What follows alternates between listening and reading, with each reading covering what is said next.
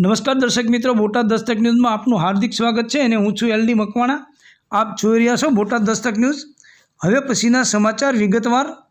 4 જાન્યુઆરી 2025ના રોજ આદિવાસી એકતા પરિષદનું રાજ્ય કક્ષાના સાંસ્કૃતિક એકતા સંમેલન નસવાડી નજીક વાલપુરા એકલવ્ય તીરંદાજી એકેડેમી ખાતે ઉત્સાહ અને ઉમંગથી અને સમાજના આગેવાનો દ્વારા સમાજના હિત માટેની વાત કરી હતી અને આ કાર્યક્રમ ઘણો ઉત્સાહભેરથી ઉજવવામાં આવ્યો હતો।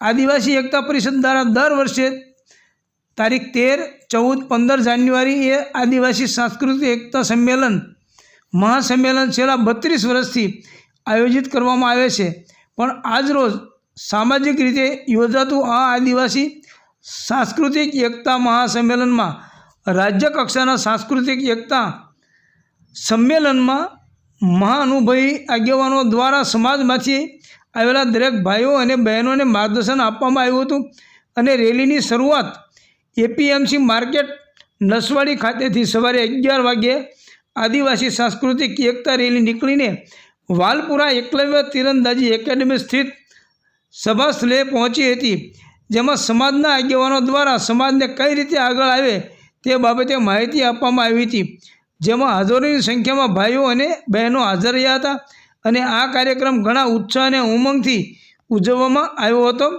રિપોર્ટર અરવિંદભાઈ વી ભીલ, નસવાડી, બોટાદ દસ્તક ન્યૂઝ, એલડી મકવાણા, બોટાદ। વસાવાની આગેવાનીમાં અહીં પહોંચી છે।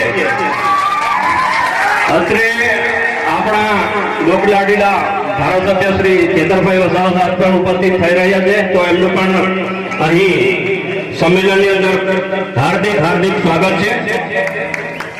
મહિલા અધ્યક્ષ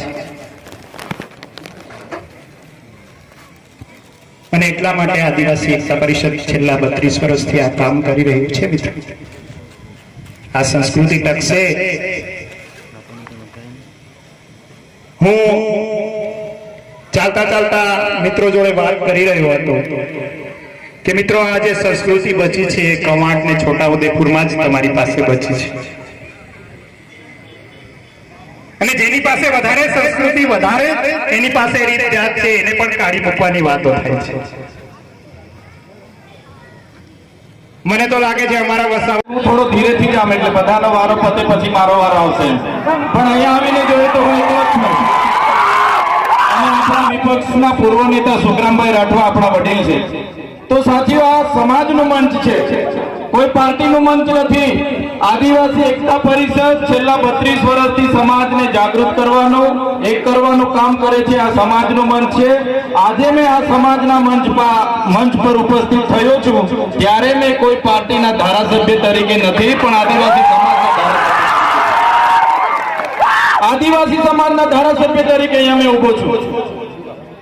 મારા જેવા બીજા પણ 26 ધારાસભ્ય આદિવાસીના જાતિના સરહદી પરથી ચૂંટાય છે।